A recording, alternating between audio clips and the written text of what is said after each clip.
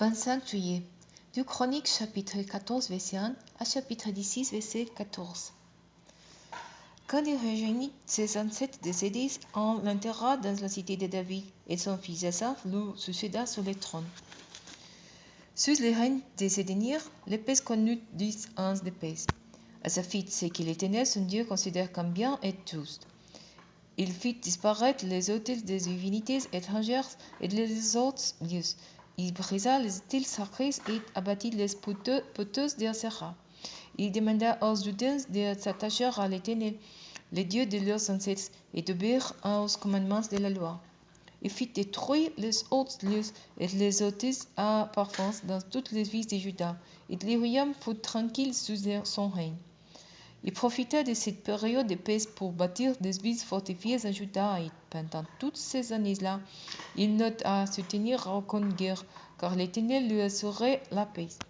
Il déclara donc aux Judains: bâtissons les villes et entourons-les des murailles jalonnies, des tours et des portes à verrous pendant que nous sommes maîtres de paix, puisque nous avons cherché à faire la volonté de l'Éternel, notre Dieu. Parce que nous sommes attachés à lui, il nous a accordé la paix sur toutes nos frontières. Ils se mirent donc à bâtir et réussirent cette entreprise. Asa avait une armée de 300 000 hommes de Juda, équipés de lances et de grands boucliers, et de 280 000 de Benjamin, portant les petits boucliers et maniant l'arc, tous étant de valeureux guerriers. L'Éthiopien Séra se mit en campagne contre eux avec une armée d'1 million d'hommes et de 300 chars. Il s'avança jusqu'à Marissa. Asa marcha devant de lui, et les deux armées se rangèrent en ordre de bataille dans la vallée de Tsephata, près de Marissa. Asa invoqua l'Éternel son Dieu, et pria: Éternel, personne d'autre que toi ne peut venir en aide à un faible contre un fort. Viens donc à notre secours, l'Éternel notre Dieu, car c'est sur toi que nous nous appuyons, et c'est en ton nom que nous marchons contre cette multitude. Éternel, tu es notre Dieu, ne permets pas qu'un homme l'emporte sur toi. Alors l'Éternel battit les Éthiopiens devant Asa et les Judiens, et ils prirent la fuite. Asa et son armée les poursuivirent jusqu'à Géra. Les Éthiopiens tombèrent en si grand nombre qu'il n'en subsista pas un qui vive, car ils furent prévisés par l'Éternel et par son armée. Asa et les siens rapportèrent un énorme butin. Comme à cause de l'Éternel, le terreur s'était emparé de toutes les villes situées dans les environs de Guérar. Ils se les attaquèrent, les battirent et en emportèrent de grandes richesses. Ils s'attaquèrent aussi aux parcs des troupeaux et ils capturèrent une grande quantité de moutons et de chèvres, ainsi que des chameaux. Après quoi, ils regagnèrent Jérusalem.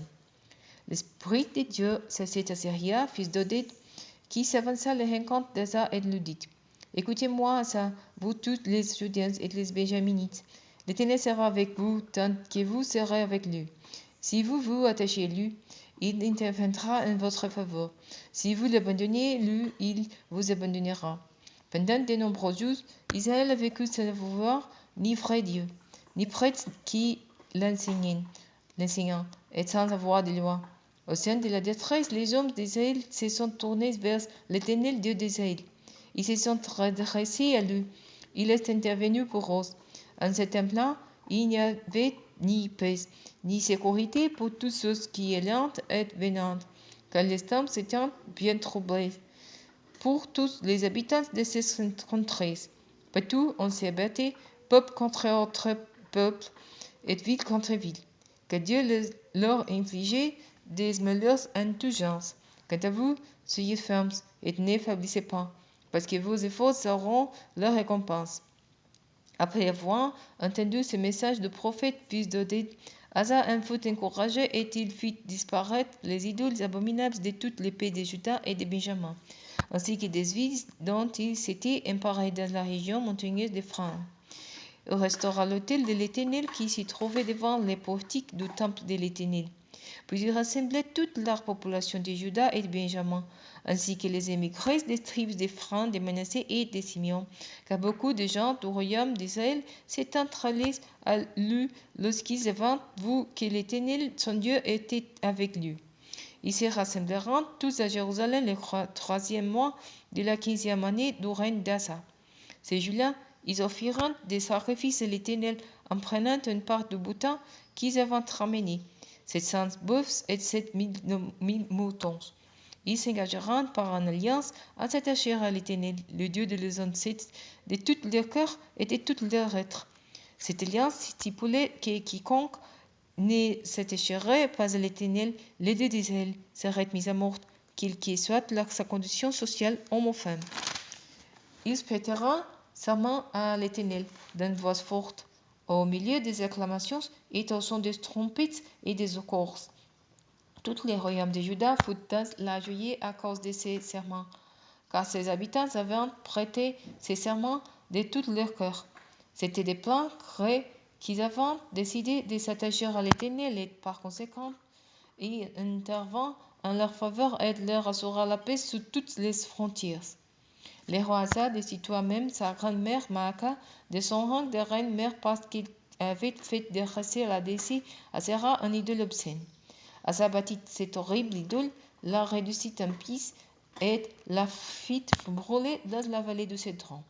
Cependant, bien qu'Asa ait un cœur sans partage durant toute sa vie, les autres ne disparurent pas d'Israël.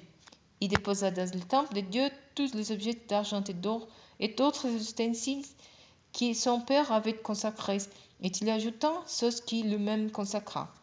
Il n'y eut plus de guerre jusqu'à la 35e année de son règne. La 36e année du règne d'Asa, Baïsa, roi d'Israël, vint attaquer le royaume de Juda. Il fortifia Rama pour empêcher qu'on pénètre sur le territoire d'Asa, roi de Juda, et qu'on en sorte. Asa préleva une certaine quantité d'argent et d'or dans les trésors du temple de l'Éternel et du palais royal, pour le faire porter à Ben-Hadad, roi de Syrie, qui résidait à Damas. Il accompagna du message suivant: faisons une alliance comme il y a entre nos ancêtres respectifs. Voici que je t'ai envoyé de l'argent et de l'or. Je te demande en échange de rompre ton alliance avec Baïsa, roi d'Israël, afin qu'il cesse de me faire de la guerre. Ben-Hadad accepta la proposition du roi Asa. Il envoya ses chefs militaires attaquer les villes d'Israël, et ceux-ci frappèrent les villes d'Ion, d'Édan et d'Abel-Maïm, ainsi que tous les entrepôts des villes de Nephtali. Lorsque Baïsa apprit cette nouvelle, il renonça à fortifier Rama et fit cesser ses travaux. Alors le roi Asa rassembla tous les Judiens pour enlever les pierres et les bois que Baïsa avait rassemblés pour fortifier Rama, et il s'en servit pour fortifier les villes de Geba et de Mispa. C'était lorsque le prophète Anani vint trouver Asa, roi de Juda, et lui dit: tu es appuyé sous les rois de Syrie au lieu de t'appuyer sur l'Éternel, ton Dieu. À cause de cela, l'armée de ces rois t'échappera. Rappelle-toi que les Éthiopiens et les Libyens formaient une armée puissante dotée d'un très grand nombre de chars avec leurs équipages. Cependant, l'Éternel t'a donné la victoire sur eux parce que tout était appuyé sur lui. Que l'Éternel parcourt toute la terre du regard pour soutenir ce dont le cœur est tourné vers le sans partage. Tu es agi comme un insensé, et à cause de cela, tu ne cesseras plus d'être en guerre.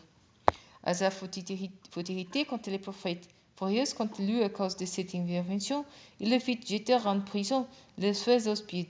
À la même époque, Asa se mit à opprimer une partie du peuple. Les faits et gestes d'Asa, les premiers ordonnés, sont cités dans le livre des rois de Juda et d'Israël.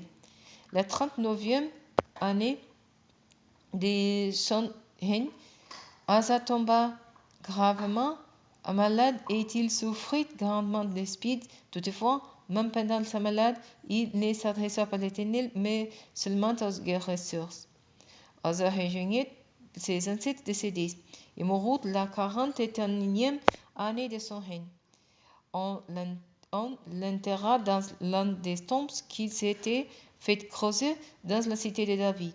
On le déposa sur un lit garni d'aromates et de baumes parfumés préparés par des embaumeurs, et l'on fit un immense brasier en son honneur.